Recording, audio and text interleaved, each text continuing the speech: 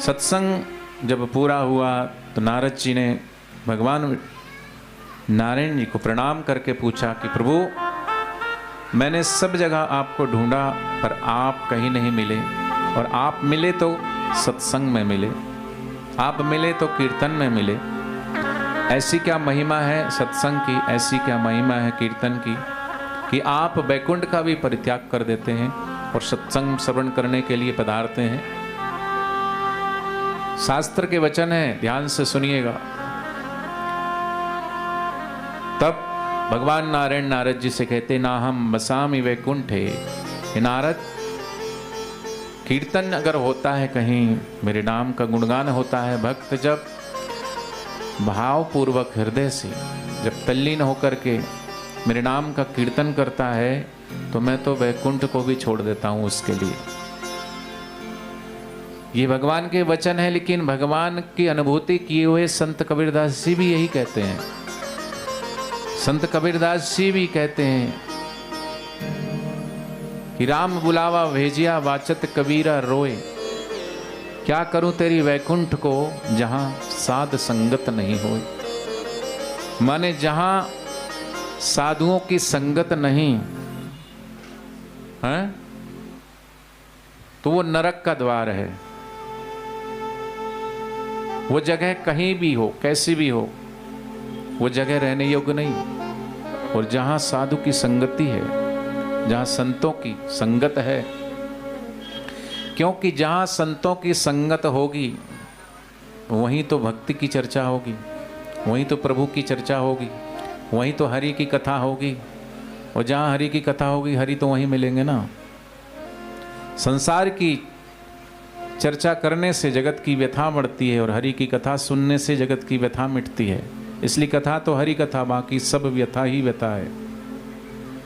इसलिए गुरु नानक जी ने भी कहा, साध जना मिल हर जस गाइए। भगवान का भजन अगर करो तो अकेले उतना लाभ नहीं देता। अपने मनमाने ढंग से मंदिर में जाइए, आरती कीजिए, उपासना कीजिए, पूजा कीजिए, तीर्थों में भी घूमिए फिरिए, लेकिन तीर्थ जिससे तीर्थत्व पाते हैं, तीर्थ 3 प्रकार के बताए गए हैं। एक है जंगम तीर्थ, दूसरा है स्थावर तीर्थ और तीसरा है आत्म तीर्थ।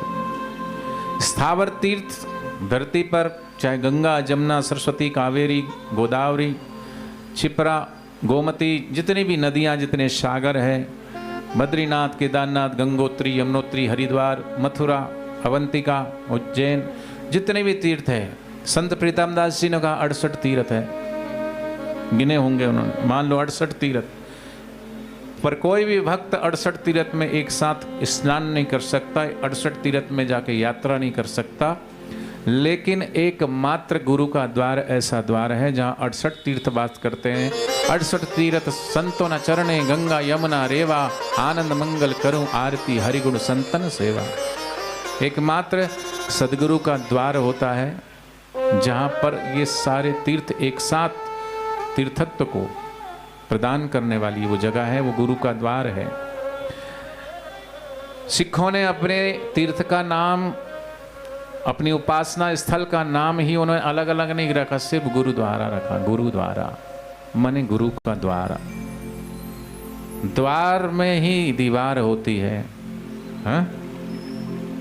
अगर दीवार में द्वार होता है और द्वार में ही दीवार होती है,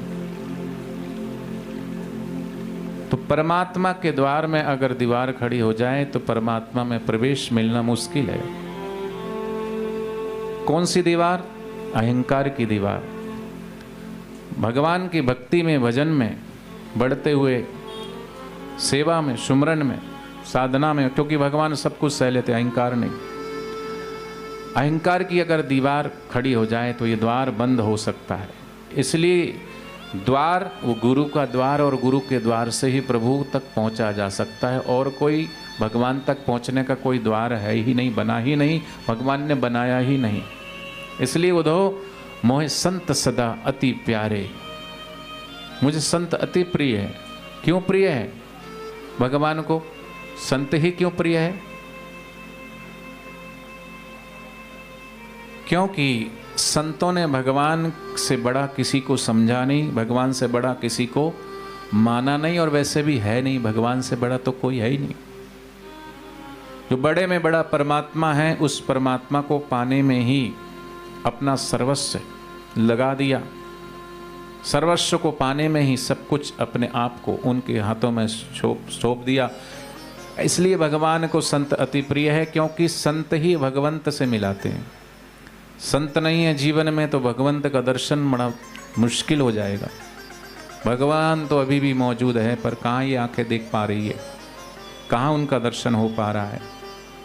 भगवान ऐसा नहीं कि सतयुग में है तो त्रेता में नहीं है, त्रेता में है तो द्वापर में नहीं है, द्वापर में है तो कलयुग में नहीं है। नहीं, ईश्वरो सर्वभूतानाम, भगवान किसी भी काल से, देश की परिस्थिति से ऐसा नहीं है कि वो बाधित है। वो सर्वकाल सर्वदेश में सर्वव्याप्त सब समय है, हर घड़ी है।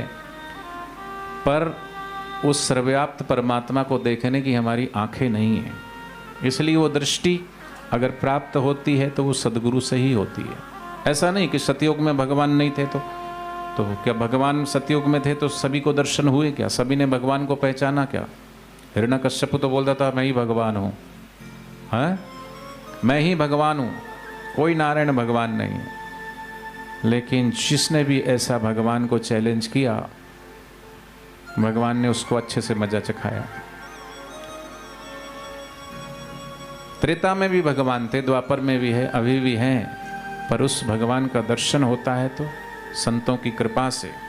क्योंकि भगवान स्वयं कहते संत मिलेंगे तभी मैं मिलूंगा, संत मिले तब मैं मिल जाऊं, संत न मोते न्यारे, बिन सत्संग मोए नहीं पावे, कोटि जतन कर हारे, उदो मोह संत सदा अति प्यारे।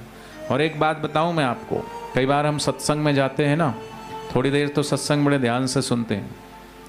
सत्संग में भगवान की हाजिरी होती है, भगवान के वचन है, भगवान की हाजिरी होती है, पर यहाँ कलयुग की भी हाजिरी होती है सत्संग में। कलयुग किस पे प्रभाव डालता है? कलयुग 3 गोली लेके आता है सत्संग में। पहली गोली वो जब छोड़ता है, पहली गोली का असर कब होता है कि थोड़ी देर तो सत्संग सुनेंगे, लेकिन सुस्ती आने लगेगी, झोंके आने लगेंगे, आलस्य आने लगेगा। लेकिन वक्ता क्या करते हैं? फिर कीर्तन करा देते हैं, कीर्तन करके रिफ्रेश, थोड़ा तरोताज़ा हो जाते हैं, फिर थोड़ा सा मन लगने लगता। फिर कलयुग दूसरी गोली छोड़ता है, तो दूसरी गोली का असर कैसे होता है कि थोड़ी देर तो ध्यानपूर्वक सुनते हैं, लेकिन थोड़ी ही देर बाद चित्त की वृत्तियां चारों तरफ घूमने लगती, कभी आंखें इधर जाएगी, कभी उधर जाएगी, कभी इसको देखेंगे, माने ध्यान सत्संग में नहीं है, वृत्तियां बिखर रही है, चित्त की वृत्ति एकाग्र नहीं है। तो ये कलयुग का असर शुरू हो गया। और इतना ही नहीं, फिर वक्ता कुछ न कुछ कीर्तन भजन सुना के फिर चित्त की वृत्तियों को एकाग्र करके फिर भगवान के भजन में लगाते हैं। फिर कलयुग फिर तीसरी गोली छोड़ता है, और तीसरी गोली क्या होती कि फिर वो कहेगा वो उठ के जाना चाहिए अब यहाँ से उठना चाहिए यहाँ से। जिसका भी मन कर रहा है उठने के और उठा के ले जाएगा, तो वो कलयुग की गोली का असर हो गया, तीसरी गोली का, उठने का मन करेगा। और महाराज अगर तीनों गोलियों का असर किसी पे नहीं हुआ तो कलयुग फिर उसको हाथ जोड़ के वहाँ से चला जाता है, प्रणाम करके निकल जाता है उसको। और कलयुग का प्रवेश कहाँ नहीं है?